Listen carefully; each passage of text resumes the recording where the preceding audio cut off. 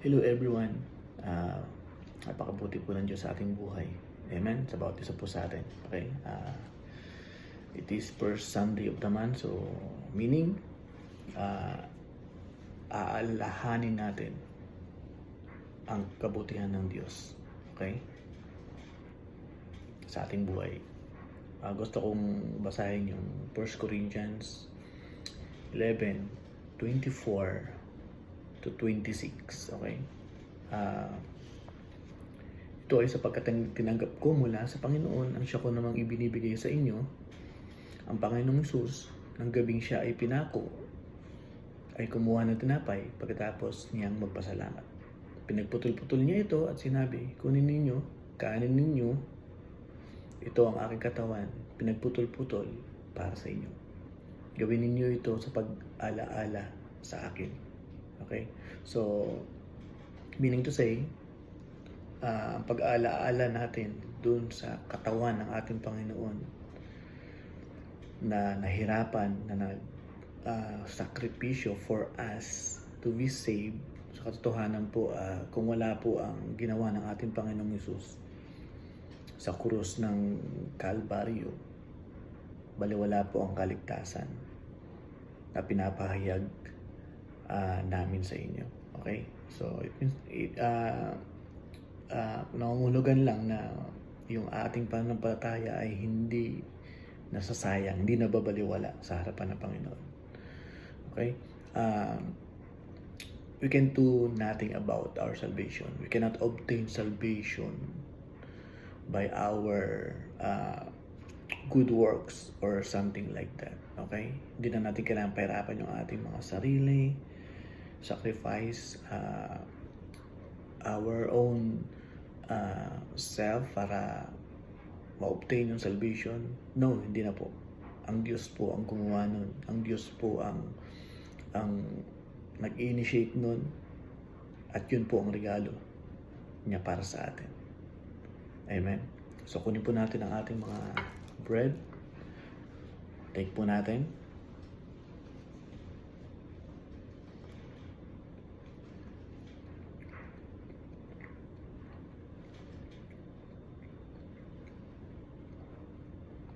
Let's continue po.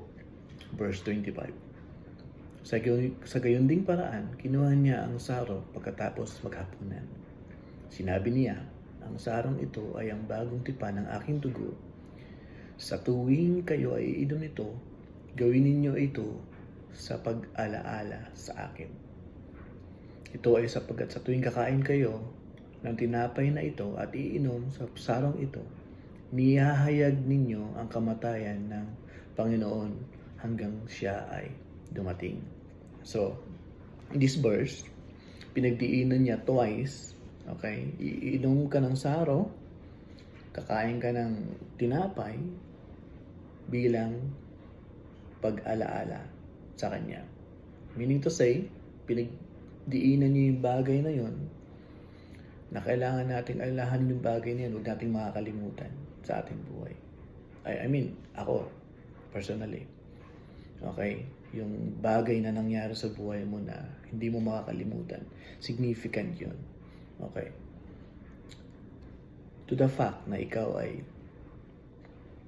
hindi maliligtas at merong somebody na nagbigay sa iyo o naglaan sa iyo ng gift para makuha yung salvation na yan. Hindi mo na makakalimutan yun. But again, the scripture is stated that we always remembering the goodness of our God. Bakit? Kasi dun sa huling verse, okay, ang sabi dito, kapag ikaw ay kakain ng tinapay, iinom ng sarong ito, inihahayag ninyo ang kamatayan ng ating Panginoon hanggang siya ay dumating. Dalawang bagay. Pananampalataya mo, nare-renew. Okay?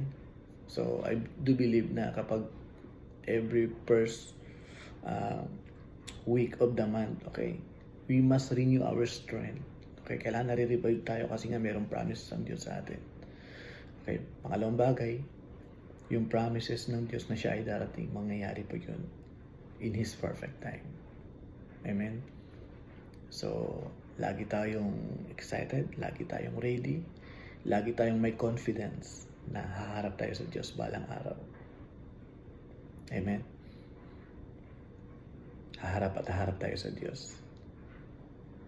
So, alam mo yun, salamat sa Lord dahil merong pagtigis ng dugo, merong pagsakripisyo para sa atin, for us to be saved.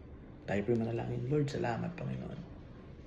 Thank you Lord God for your sacrifices. Thank you Lord God for your mercy, for your love, for your grace, Lord God, for us. Thank you Lord God for your gift. Thank you Lord God. Salamat Panginoon, hindi nawawalang bagay o Diyos ang aming pananampalataya, Panginoon. Because ito, Panginoon, ay nagkaroon ng halaga, Panginoon, nang ikaw ay muling nabuhay, Panginoon, mula sa kamatayan. Yung conquer death, O Lord God. You overcome death, O Lord God, for us to be saved. And thank you, Lord God. Lord, help us to understand, help us to stand in faith, walk in righteousness, Lord God, para ma-please ka namin, para malugod ka sa amin, Lord God. But Lord God, salamat Panginoon. Napakabuti mo. In Jesus' name I pray. Amen. Salamat po. Happy Sunday po. God bless us po.